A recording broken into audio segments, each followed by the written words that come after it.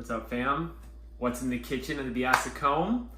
Today we're going to be making a matcha today, a proper iced matcha. Little disclaimer, if you want matcha to taste good, follow this recipe to a T and you can't go wrong. If you break the recipe, I can't guarantee your matcha will taste good. So let's dive in.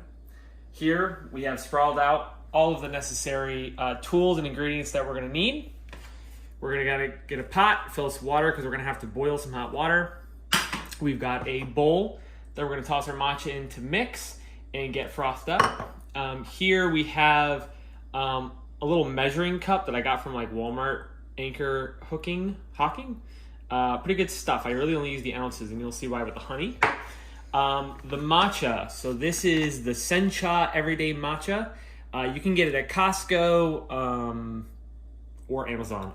We don't have a Costco membership anymore, so I usually just order these off Amazon. They are culinary grade, so it is a much more bitter matcha. However, you get way more servings. I get 225 servings out of this one. If you are feeling real bougie, natural matcha really is not very bitter at all. So if you want to spend the money, you can go for something like a ceremonial grade matcha. This one's just a black nothing. Real good ceremonial grade matcha basically doesn't have any bitterness and you don't need to sweeten it at all. You could just have water and matcha and it's delicious. However, if you're living on a budget, getting you some culinary grade and then sweetening it with some honey is going to do just fine. Plus, I like a little bit of the sweetness. So let's get this party started, shall we? Okay, so number one, first step, we're gonna have to get some water to boil it. I personally get the water right out the fridge. You don't really need to measure this, it's just how much you need to boil. Because you're only gonna use a little bit to mix the matcha in. The hot water helps dissolve the matcha a little better, so. And the honey. And you need to dissolve the honey, that's right. So we're gonna get just a little bit of water, put that on blasting hot. That's gonna start boiling. In the meantime, we're gonna get our matcha, and I already have the measuring tool in here. How much is this? Teaspoon? This is 1 teaspoon. It's about all you need.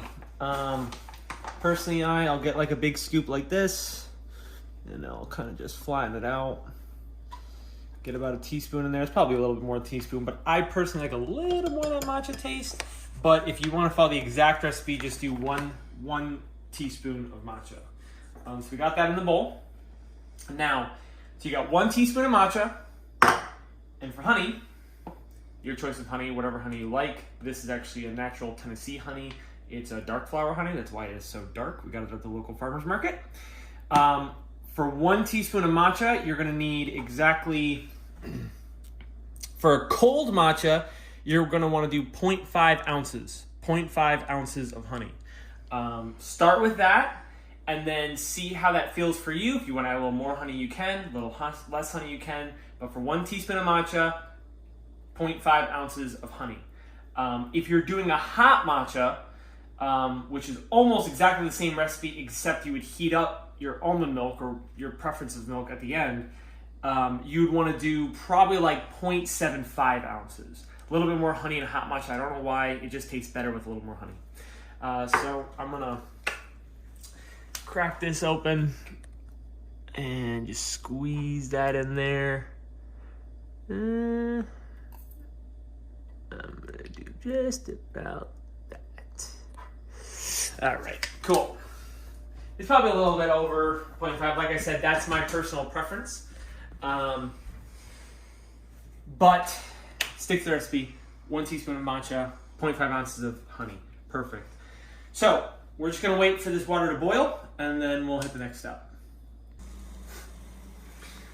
All right, so water is boiling. Check that out, nice rolling boil. So here's the trick with the honey. We did about 0.5 ounces of honey. No matter how much honey you use, whether it's 0.5, 0.75 for a hot, whatever, you're only gonna fill up your water line to 2 ounces. So it's always gonna have a 2 ounce mixture of water and honey. So however much honey you use, more or less, the water line is only gonna go to 2 ounces. So I'm gonna take this, I'm gonna pour that in about 2 ounces. And then I'm going to mix. Get a spoon here. Okay, that's obnoxious. All right, got a spoon here, and I'm just gonna mix this water and honey mixture, and kind of, it's almost like a simple syrup now. And this is going to be a little mixture. Once that is kind of dissolved, it doesn't take very much. Hot water is going to really turn that water liquid real fast. I'll take that honey simple syrup concoction. I'm just going to pour that right into the matcha here. And nice, that water is going to clear out all that honey. Got to have at least a matcha whisk. This is really going to add a lot of air to your matcha, make it a lot more frothy and aerated and stuff like that. So I'm gonna break up that matcha and just start whisking it in here. I like to kind of move it around and make sure that there's no clumps of matcha that got stuck to the bowl. That sometimes happens quite frequently. But I'll just sit there and I'm gonna just froth this up until I see those nice bubbles. It doesn't take very long to get this all mixed in. We check. No clumps. Excellent. Keep mixing. And once you feel like you've mixed it, probably like 30-40 seconds. And it's nice. You got those nice bubbles foaming at the top. Then what you're gonna do, you're gonna take that, take your preferred drinking utensil and just pour that matcha in.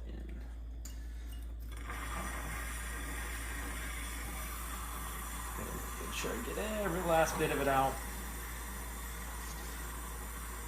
All right. Down. Get that off. All right. So now we've got our matcha concoction in there. Notice how dark that is. Like I said, that's the really dark honey, and a culinary grade matcha. Ceremony was much lighter. Anyway, so you got 2 ounces of water, honey, teaspoon of matcha, and now you're gonna add your milk. You can do real milk if you like. I prefer almond. I don't like real milk. We have tried just about every milk that you can possibly imagine. Personally, unsweetened almond milk by far tastes the best. It does it the best, and it's my preferred. So, how much milk you're going to add is, I have found 9 ounces of milk to be just perfect. 9 ounces. I was doing 10 for a while, but I took out 1 ounce, and I feel like it just brings the flavor out. So we got about 5 ounces of milk there. Gonna pour that in. Then we're gonna get another 4 ounces. 4 ounces there. Pour that in. And that right there is one killer good matcha. You can take your utensil, whatever you like. Let me actually get the spoon here, or straw, I'm sorry. And mix that up. Get yourself some ice. You can pop some ice in there. And that is going to be your at-home iced matcha latte. It is fantastic. If you try it out, you love it, and you want to know, you pretty much do the exact same thing for a hot, except you do a little more honey, and when you have the almond milk, instead of just pouring the cold almond milk right in there, you would put it into a saucepan like this and heat it just to the point you saw the steam coming up, and then you would take it off, pour it in, and you got yourself a hot matcha latte as well. Also really fantastic. Try it out. Let me know what you think. What's in the kitchen?